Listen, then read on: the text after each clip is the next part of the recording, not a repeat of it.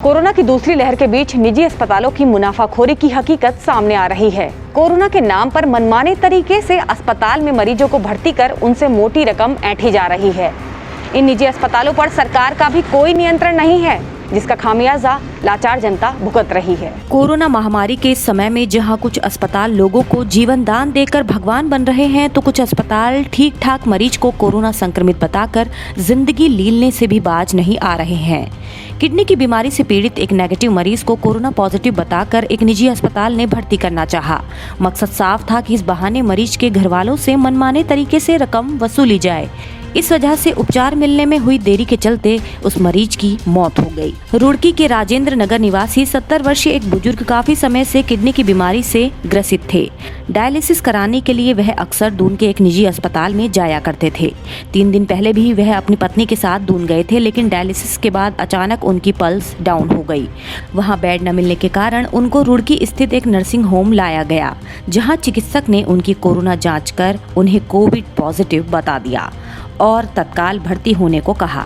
परिजनों को इस पर विश्वास नहीं हुआ और वे मरीज को रुड़की के सरकारी अस्पताल लेकर आए, जहां उनकी कोरोना की रिपोर्ट नेगेटिव आई। इसके बाद देहरादून के एक अस्पताल में बेड खाली मिलने पर परिजन मरीज को लेकर देहरादून जा ही रहे थे कि रास्ते में मरीज ने दम तोड़ दिया। इस घटना से ये पता चलता है कि किस तरह कुछ निजी अस्पताल कोरोना का भय दिखाकर गंभीर रूप से बीमार या अन्य बीमारियों से ग्रसित मरीजों की जेब पर डाका डालने में लगे हैं। यदि रुड़की का यह अस्पताल समय पर उनकी डायलिसिस कर देता तो मरीज को बचाया जा सकता था। लगातार इस तरह के मामले सामने आने पर भी सरकार निजी अस्पतालों पर नियंत्रण बना पाने में फेल हो रही है। कोरोना का फायदा उठाकर कुछ अस्पताल लोगों से अच्छी खासी रकम वसूल रहे हैं। अगर यही हाल रहा तो लाचार जनता यूं ही इनका शिकार बनती रहेगी। उधर कोविड प्रभारी मंत्री बंशीधर भगत का निजी अस्पतालों की मनमानी पर कहना है कि सभी निजी अस्पतालों को यह स्पष्ट निर्देश जारी किए गए थे कि सभी अस्पताल अपने यहां खाली बेडों की लिस्ट को लगाएंगे। साथ ही अस्पताल में कोविड को लेकर क्या स्थिति है इसको भी बताएंगे। उन्होंने मनमाने दाम वसूल रहे अस्पतालों पर कहा कि इसको लेकर वो सोमवार को अधिकारियों की एक बैठक करेंगे, जिसमें वह इस विषय को भी रखेंगे, जिससे किसी भी कोविड मरीज को कोई दिक्कत ना हो। कोविड का प्रकोप बढ़ा हुआ है, इसमें कोई दो राय नहीं है। पूरे विश्व में ही है और भारत में बहुत ज़्यादा हो गया है।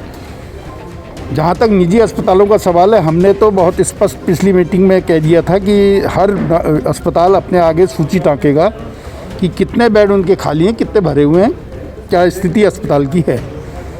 अगर उसमें ऐसी ढिलाई कोताही कुछ की गई है तो मैं उसको देखूँगा। आज हमने एक बैठक बुलाई थी, लेकिन माननीय मुख्यमंत्री जी की कोरोना पर ही पूरे प्रदेश के जिलाधिकारियों के साथ बैठक होने के कारण वो परसों को रख दी गई है, सोमवार को। तो सोमवार को हम उस पर बात करेंगे। कोई भी प्राइवेट अस्पताल किसी प्रकार की कोताही कोविड के मामले में बरतेगा या बेड खाली होने पर बेड नहीं देगा, उसके खिलाफ सख्त से सख्त कार्रवाई की जाएगी। और लूट जैसी घटना अगर सामने आएगी तो उसकी भी जांच की जाएगी।